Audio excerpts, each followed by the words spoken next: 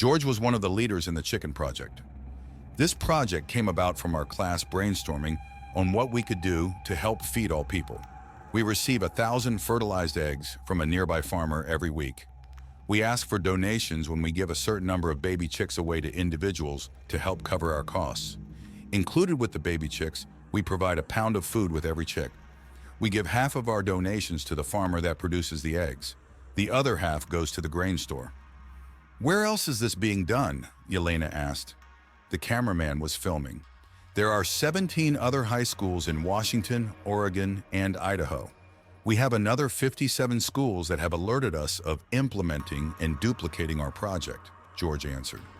"President Taylor said 40, so I gather this is changing every day?" Yelena asked. "That is correct." George held up the two how-to books. One covered school hatchery and the other instructed the reader how to run a backyard chicken farm. "We put these into 3-ring binders so they can be copied. That number 57 comes about from schools that have been sent the first book on school hatchery and have requested the book on backyard chicken farming. In the last 2 days, we have gotten requests with a survey filled out by 17 schools. They have given us reason to believe they are going to start the hatchery program along with the 40 other schools we had 3 days ago. We also have 6 movies on YouTube that detail the complete process. In a little over a month, these movies have been viewed over 100,000 times. You are turning everyone into a farmer," Yelena stated. "We have a saying from Willa Taylor. We changed it to fit what we are doing. I am helping my community eat, and if I have anything to say about it, they will eat well." George smiled. All this time, Willie and Scud, along with Willie's brothers, sisters, and neighbors, were looking at the baby chicks and poking their fingers through the fence. The cameraman made sure he had plenty of shots of the boys and girls looking at the baby chickens. Yelena got in front of the camera. "This project is not the total answer, but it is certainly part of the answer. I can see a family with a dozen neighbors coming together to harvest roosters from the flock. The neighbors all bring in some of the vegetables grown in their backyards. They help pluck the roosters and together make a delicious stew from 1 or 2 of those roosters added to some of the vegetables grown by the neighbors.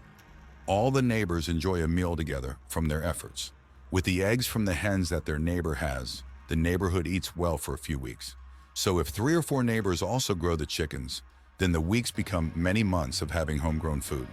Give me this option and I vote for it because this is a nice solution for part of the problem of eating good food. Mother Russia, let's do this." Within a week of the news clip airing, the number of views of the movies on YouTube hit 1 million. Yelena and the cameraman posted an address where the Russian people could obtain a free copy of the school hatcheries program translated in Russian. The first week after the airing, they had over 1,000 requests for the how-to books. Yelena set up a website that Russian citizens could use as a central source so people could download a copy of both books, find the YouTube movies, and other resources. The Russian government offered a gold ruble to every school that set up such a program. The 2 little boys did not want to leave, but when John transported them to the fish hatchery, they quickly found many new things to look at. "Mr. Frank Johnston?" John called out to the new director of hatchery operations. Frank and John had met the Tuesday after the awards assembly. John asked Frank what he wanted to do now that his old job didn't exist. "I want to become your part-time hatchery director. I want my immortality gene turned on and 1 or 2 apprentice positions. I also want to be able to park my RV on the hatchery property and plug into the electrical." John sat back in his chair and laughed. "Yes, yes, and yes. How much?" "3 silvers a week will do me very well." Frank smiled. "I can even pretend that I'm retired." John stuck out his hand to shake on it. "How many eggs do we have in the hatchery?" John asked. "Well, counting is impossible, but I believe we have over 5,000. Frank smiled. "We have room to hold up to 10,000. My, oh my." John thought for a second. "How many will hatch and return?" "Normally, I would say 1/10 of 1%, which would be 5,000. Gaia is telling me that the number will grow to be 5/10 of 1% in 4 years," Frank shared. "This is a Mother Earth's doing, isn't it?" John asked. "I would think so," Frank smiled. "I've learned how to transport myself. I don't know about stopping bullets or tennis balls, but I can get to God and back by myself. I meditate and ask a lot of questions. We have a lot of fish coming at us in the years ahead. This is my dream to see this. I've heard 200,000 next year, John shared. And it increases about 100 a year plus the hatchery population up to 2,000 or more, Frank shared. I'll need to start talking to more farmers about putting in crops for the cannery. John thought aloud. We have room to triple the size of the hatchery. Frank Johnston shared. That seems like a really good idea. John agreed. We could feed a lot of people on salmon. In 1900, there were 100 canneries from the mouth of the Columbia River to Portland, Oregon, going year-round. Just before the earth changes, there were only 2 canneries left that were only opened a few days each year. Hello, John, Frank answered as he came out of the control room. You brought friends and kids. Hello, kids. A group of small voices said, Hi, Mr. Johnston. Frank Johnston had been going to every class in the elementary and junior high school, talking and showing pictures of the life of the salmon and why it was important to have clean water. He was becoming very well known in schools. His presentation was always fun, and the message was getting out about how important clean water was for all of life. Mr. Johnston, I would like for you to meet Vid Pusin and his fiancée Maya from Russia. John shared, Vid and Maya, I would like for you to meet Mr. Frank Johnston, our Director of Fisheries. He was one of our resource directors of the old U.S. government. If he sees something that needs fixing, he certainly has my ear. It is nice to meet you, Mr. Johnston, Vid stated formally. Mr. Pusin, it is my dream to meet you, sir. I hope you are having a delightful time. Frank was almost at a military stance. He turned to Maya. To the First Lady of Russia, I am most pleased to meet you. Frank bent and kissed the back of Maya's hand. You do me honors, sir. Maya smiled. No more than you deserve, ma'am. Frank looked at Scott. And who is this fine young fellow? He is our son. We call him Scott. Maya smiled. We have been told that someday we will see him become president of Russia. Then I am truly honored. Let me tell you what is going on with our fishery. Frank shared, it may have implications for your East Coast. How is the radiation level of your fishery? Yelena asked. Frank, this is the second couple from Russia. Yelena is a very well-known news reporter. Her fiancé is Mika Kozlov, the second man to earn the Black Lanyard in Russia, John informed. Very nice to meet you, sir, and miss, Frank smiled and looked up at Mika. Do you play football? Yelena translated for Mika. He said no, and everyone laughed. Frank answered Yelena's question. The amount of radiation is very low. The difference between fish first caught and the same fish after cleaning was significant. That tells me what little radiation there was detected was primarily in their gut. I have tested fish chowder that has been canned 14 days after it was sealed, and no radiation was found. I was also allowed to test all the fish chowders served for lunch at our local junior high and received the same results. I'm happy to say I have no influence to speak other than the truth. Our president's influence would be enough for me to tell the truth. Frank smiled. I like my new job, but I like who I work for even better. Frank felt the presence of someone standing next to him. It was a young girl he had never seen before. Who you? Frank was just barely able to stammer out. I'm Becky. I have been looking for you. John looked at Jenny and smiled. God told me about you. Are you here? My Becky, have you come back to me? Frank Johnston hugged the young lady to him. Becky and Jenny had talked and had known this was coming for Becky. Take your time. Feel your way into it. Be sure. Jenny advised as she gave Becky motherly advice. Funny thing, Becky was a few months older than Jenny was. Frank was holding onto Becky's hand. We have close to 5 million eggs here. We expect to be able to double that in this building next year and add 2 more buildings. Scott came up and grabbed his daddy's leg. Vid picked him up and looked at his son and asked, Need a nap? Scott nodded and closed his eyes.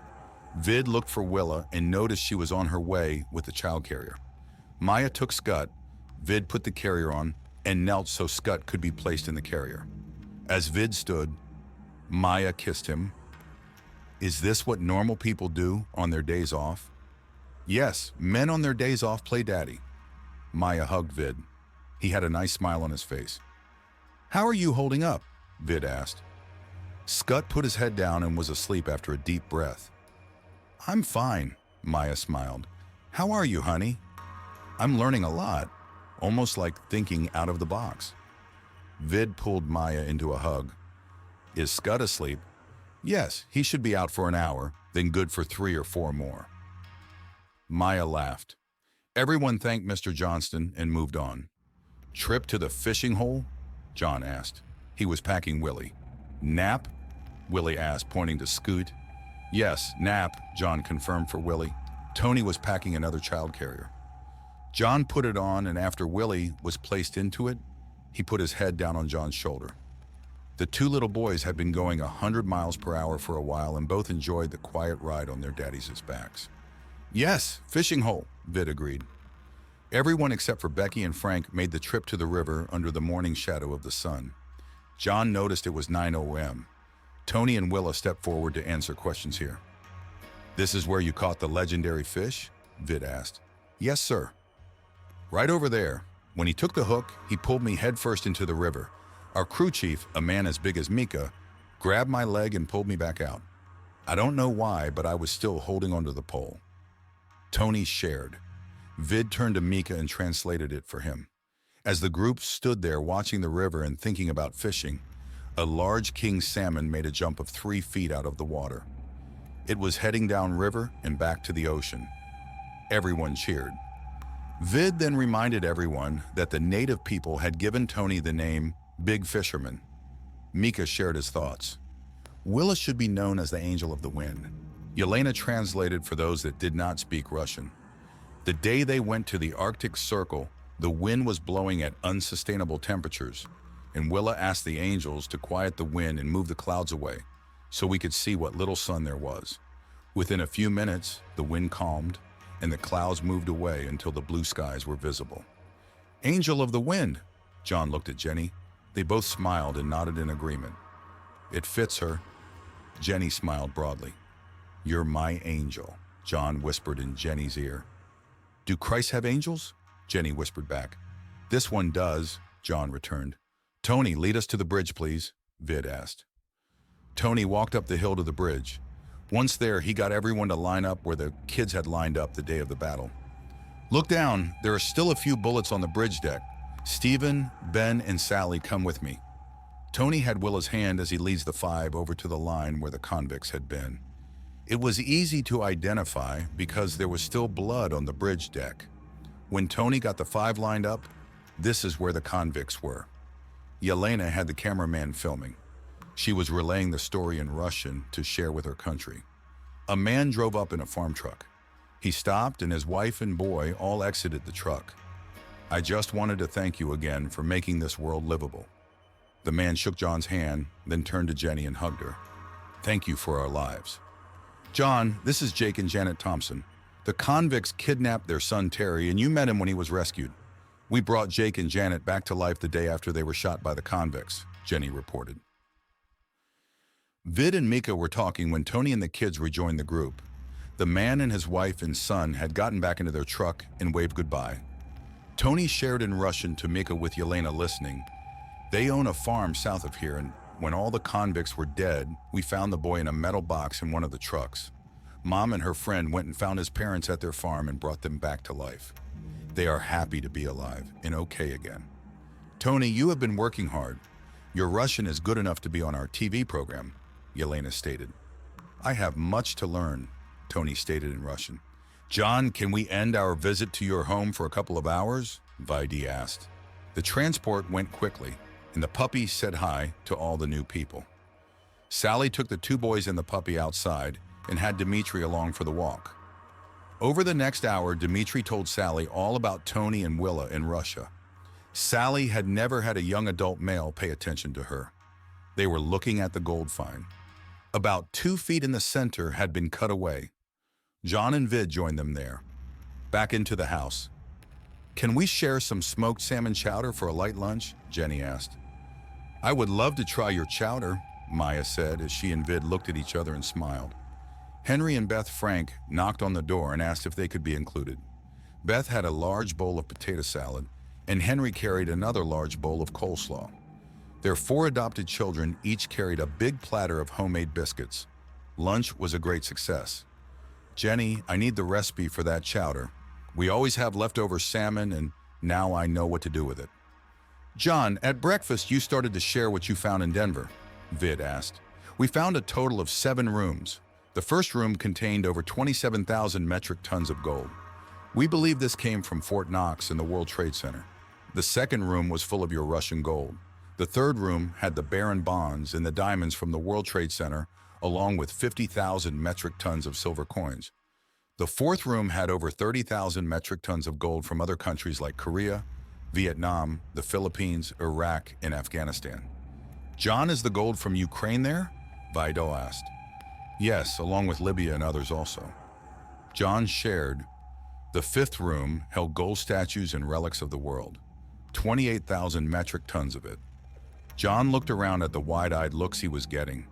The sixth and seventh rooms didn't even show up on the architect plans.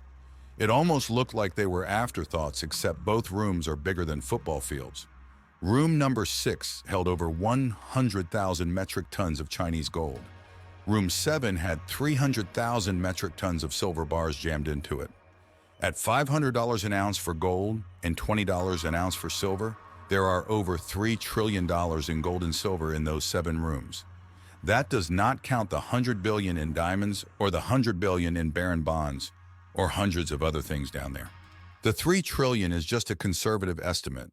We have a dozen guys trying to figure out who, what, and when. It is most interesting to see whose names are on the accounts. "What are you going to do with all that?" Beth Frank asked. "Put all the people of the world back to work, make sure they eat good food, have health care and a roof over their heads, and a warm, loving, and safe home." John smiled and looked at all the faces. "We need to get as much as possible back to the rightful owners." "Who is listed as the owners of the Russian gold?" Vid asked. "Do you need 2 guesses?" John asked him. "The Ross family." Vid looked at John Taylor, who nodded.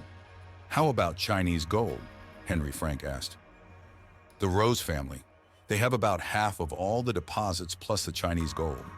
The Treese family makes up the 3rd primary owner. The U.S. did not attack countries without stealing their gold," John shared. "Was the old U.S. really that bad, Dad?" Tony asked. "I'm afraid it was. Before the Earth changes, the old U.S. would have dug up the gold in the Arctic Circle and planned on not telling our friends." John looked to a nodding Vid. "If our friends would have found out, they would have been murdered, just like the last Tsar of Mother Russia. You were the son in a past life next in line," Jenny shared. "Then you should be the rightful leader of Russia," Vid stated. "That's a past life. All I ask is for you to be my friend. Take care of her for me, for Mother Russia and all of mankind, please." John smiled. "It did feel like home when I was there at the Kremlin. Home of the free, where the buffalo roam." Vid smiled. "So, what was September 11 all about?" Beth Frank asked. "The biggest bank robbery in the history of the world," John shared, along with the end of the investigation on the disappearance of $2.3 trillion of the defense budget. "President Taylor is correct," Vid stated. "And it ended up under the Denver airport." "Why there?" Beth Frank asked. "Because that is the current location of one of the biggest private banks in the world," John shared. "Bank?" Jenny asked. "A safe spot where you can put money, even if you're a thief." John laughed. "It has to be many billions before you can make a deposit, and so far we haven't found any paper currencies." "So those planes didn't bring the World Trade Center buildings down?" Maya asked. "No, a demolition company brought them down." John and Vid both nodded. "Let's do the math. 3 buildings divided by 2 airplanes equals 1.5 buildings per plane on the ground." John was laughing again. "And the missile that hit the Pentagon just happened to kill everybody in the accounting office that was looking for a loss of over $2 trillion from the defense budget. Isn't that a convenient thing to happen if you have $1 trillion or $2 you shouldn't have?" Mika asked a question in Russian, and Yelena translated, "Why didn't the American public sound the alarm?" "Good question. The news was owned by a few corporations. The old U.S. had made it very difficult to stand up against the establishment. I don't think there was a way that the public knew who to call or how to call an alarm against the government. For everything else, we called 911 to reach the police. The news told the story from the government's perspective. Who do we call up and what would we have told them? Maybe 2 planes could not bring down 3 buildings? Before the Earth changes, there were 1,500 architects and engineers who had banded together asking Congress to investigate. John took a breath.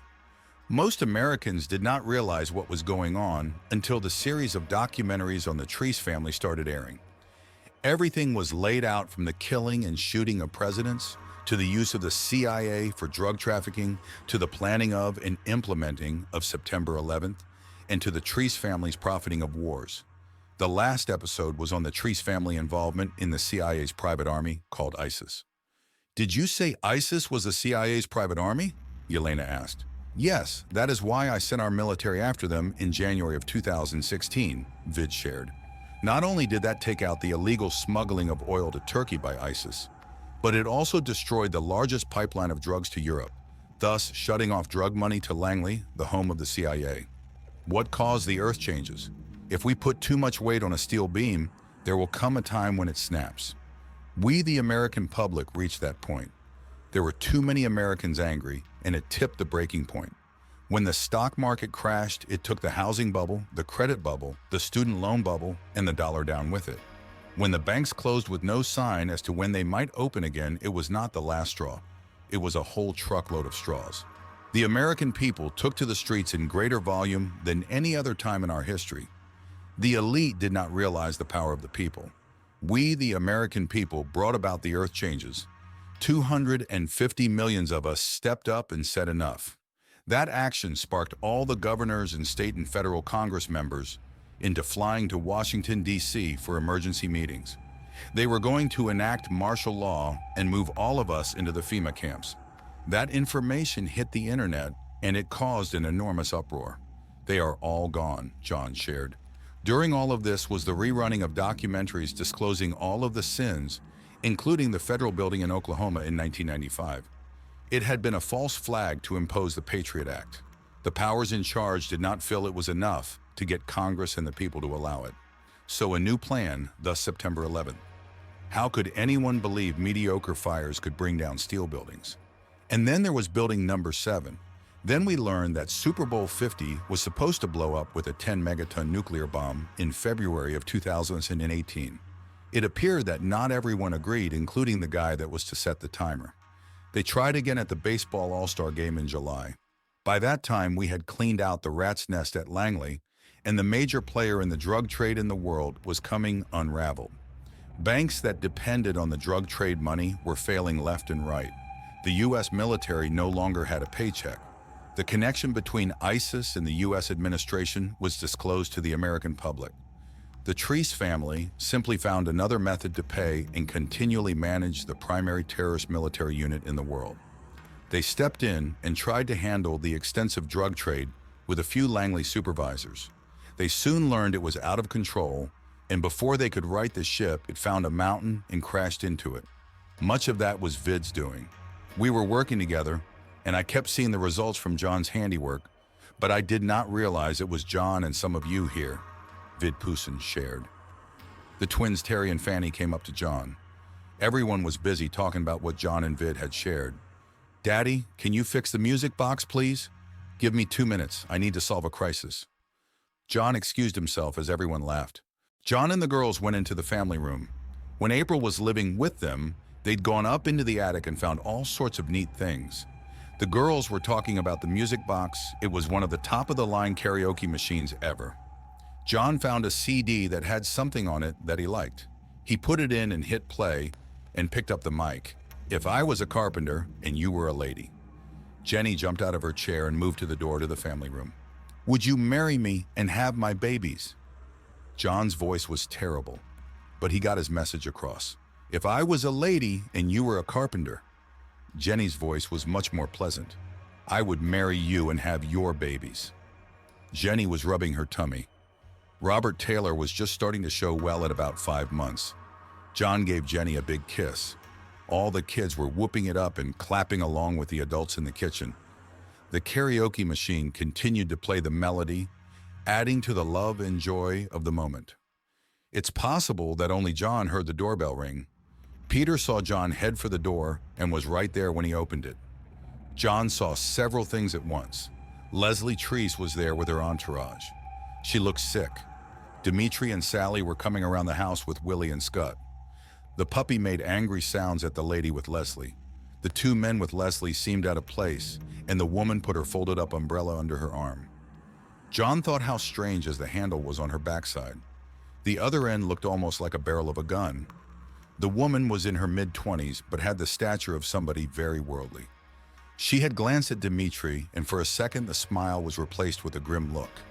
John envisioned a thin shield next to his skin and was in the process of shaking Leslie's hand when he heard a very loud noise.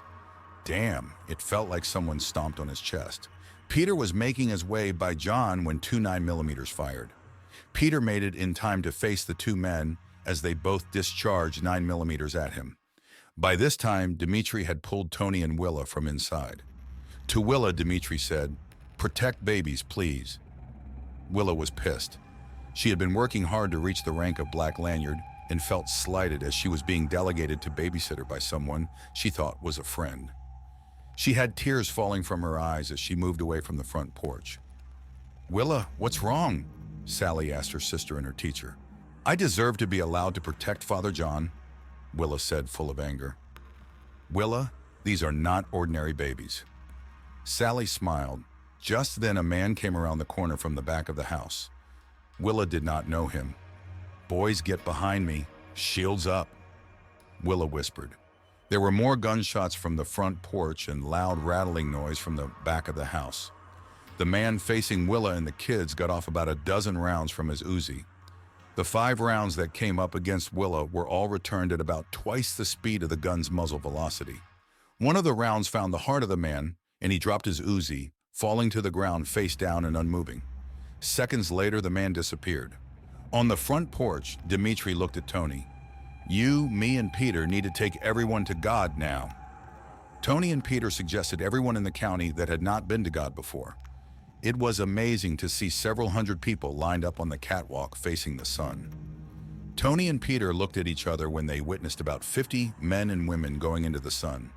They realized their community was attracting the bad along with the good. Back with Willa and Sally and the boys. "Is everybody okay?" Willa asked. Sally was looking at her feet. "I earned a green lanyard." Willa hugged Sally. "You sure did." "Hot, hot, hot," Willie said. "Hot," Scott agreed. Both boys were holding a round of ammunition. "Can both of you make a shield?" Willa asked the two boys as she and Sally both were on their knees. Willa put her hand out and felt a barrier in front of Willie. Sally was doing the same to Scott. The two girls looked at each other with their eyes wide open in happy surprise. "All 3 of you deserve a green lanyard." In the house, Jenny made her way through her family and friends. Ben was following her with a chair from the kitchen table. "Ben, what is the chair for?" "Daddy asked me to bring him a chair," Ben stated. "Thank you, Ben. Let's get it there." Jenny could see John still standing just inside the door. A second before Peter disappeared with Tony and Dimitri, Peter sent out an alarm by text to all the minute men and women. Vid and Mika were on the front porch with Bill McCormick. "Who are all of those men and women?" Vid asked. They were watching as hundreds of men and women magically appeared in front of them. "We call ourselves the Minutemen. Most of us were police officers in or around Seattle. We all wear the black lanyard. There are almost 2,000 of us," Bill McCormick was explaining as Vid was translating for Mika. Yelena and her cameraman had also come onto the front porch. Peter, Tony, Dimitri, and Leslie Treese all transported to just in front of the porch. "Hi guys, and Madam Ambassador, what did you find out?" Bill McCormack asked. "Have you ever heard of the Virgin Star?" Peter asked. Yelena was going to translate the question to Mika when he grabbed her wrist. "Virgin Star?" Mika whispered. "Yes," Yelena answered. "You have talked about her. The Virgin Star assassinated the oil minister last year," Mika replied. Vid and Maya were listening to the conversation. "That's right, Yelena. We did that news story on the Virgin Star. As far as we know, she was credited with over 30 assassinations at that time throughout Asia, Europe, and the Middle East, the cameraman added. Her real name is Adara Najem, and she was born on the Black Sea at Sochi, Russia. She carries a passport with the American name Andrea Nelson, Dmitry informed. Tony started laughing. She had a list of bounties. The people we had breakfast and lunch with today are listed as being worth over $100. $1,000. They were going to kill everyone here. There were 9 more men with Adara, many with automatic weapons. Who wants us dead? Vaido asked. The usual names, the Ross family, the Rose family, and the Treese family, along with the American Medical Association, the American Bar, and a couple of other super rich men like Sori. Tony answered, "We are putting a lot of white-collar professionals out of work." Tony asked Adara 3 times, how was she going to get paid? Dmitry shared, "She finally said by dollars." Tony answered, "You kill my father and everybody in that house today, and this world turns dark and dollars become worth nothing." A leader of the Minutemen patrol group climbed up onto the porch. "Sir, the Minutemen were wondering if the boss is okay." "See for yourself. He is fine. He is being hugged and touched by almost 20 kids," Peter replied. Pete looked and had to shade his eyes. The glow coming off John was like a 10,000-watt light bulb. Scud and Willie, with their new green lanyards, had their arms around John's right leg, and Lucy and Crystal, Bill and Nancy's daughter, had their arms around his left leg. Ben was sitting in his lap. Sally also had a green lanyard and was behind him with her arms around his neck. Everyone else had a hand on John. Jenny was holding his right hand while Willow was holding his left. Peter asked the man on the porch, "Please, have the men and women do an Om as we do on Sunday at God, okay?" "Yes, sir." Pete saluted Peter and went back to the Minutemen and women. "You are the leader of the Minutemen?" Vid asked Peter. "Yes, sir," Peter answered. "How old are you?" Vid asked. "I just turned 16, sir," Peter smiled. "You are one of the most powerful men in the world, and you're only 16, Vid shared. Yelena translated for Mika. "I was there with John in the beginning. I have trained most, if not all, the men and women here today. We are here to serve and protect, sir." Peter looked around. "Get ready, everybody. We are going to bring a little bit of heaven onto earth." Vid turned to Micah and spoke in Russian. "Are you ready to become one of the most powerful men in the world, like this 16-year-old young man?" When Vid got a confident smile from Mika, "You do that, and I will promote you again." "My future wife deserves to be married to a general, sir." Mika gathered up Yelena in a hug as Maya hugged Vid. All the Russians and Tony laughed. Tony then turned and translated what was going on with the Russian group. Tony then moved inside to take the free hands of Willa and Jenny, completing that circle. When Pete started the oming, a ripple went through all the structures, much like an earthquake might feel. Everyone grabbed onto something. Gaia magically showed up to kiss everybody on the cheek. She fluttered around the room and then outside to the Minutemen and women. Pete had the men and women divided up into 2 groups. The left group started oming for the first minute. The right group continued the oming for the second minute, giving the left group a breather. Back and forth until halfway into the 15th minute, Pete brought both hands up and had all the M&Ms umming. Pete said aloud to himself when 15 minutes of umming had elapsed, "We need to do this more often." Yes, dear friend, the churches have been bringing groups together for hundreds of years with prayer, meditation, and song. All of the religions on earth have added to this. The next step is yours. Gaia faded from view. You just shortened the time to ascension by a month. Pete looked around. Everyone was smiling. Everyone had a little kiss on their cheek. The snow was starting to fall. Yes, it turned out to be a good day after all. Pete turned and bowed to the audience applauding on the porch. Epilogue. Edgar Cayce said we started moving into the 4th dimension in the early 1930s. He said it would take between 90 and 700 years for the Earth to make the transition. The problem is 3rd dimensional times and 4th dimensional times do not equate. The 2 times are very different, and we are somewhere in between the 2 dimensions. I believe computers and all electronics are 4th dimensional tools. The rate of change of our electronics is a gauge as to how quickly we are moving between the dimensions. It does not surprise me to learn that much of the foundation for computers was laid in the 1930s. So I do believe it is up to us to take the next step. I have also read that heaven is a state of mind and not a place.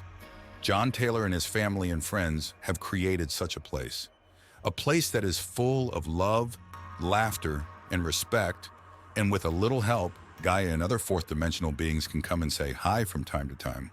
Edgar Cayce also said that Mother Russia would be the place where we will see the rebirth of Christianity. I must laugh at my own story because it appears that Russia still has nationwide TV, where the new United States has only some local channels. I see Mika and Yelena pull in the hundreds of trained military personnel to join them on pulling everyone that is watching their documentary live on TV to God. I see most of the 140 million Russians meet God and develop a relationship with our Father. It is quite possible to see that most of the world would be taught John's methods and abilities by people speaking with Russian accents. I've been asked, who stopped the four at the back door? Vice President Johnny Taylor did, assisted by his wife Teresa and Nancy McCormick, John's assistant. After all, they had seen the results of Johnny's adopted brother Tony, with a few friends stand up to 60 M16s plus other weapons. What are a few Uzis? I hope to see more of him and Tony and the gang in Book 2. A big part of that book will be on cleaning up Mexico to allow it to become part of the new U.S. Book 1 is about John, while Book 2 will be about his sons. Don't forget about spaceships. I send blessings to all that read this. May you live in good health, enjoy the peace and love yourself, your family, and your neighbors. May we all see the ascension. Namaste from a carpenter's son. Namaste means that the Christ in me sees the Christ in you. May we both rejoice. Love from a child of God to you and your family.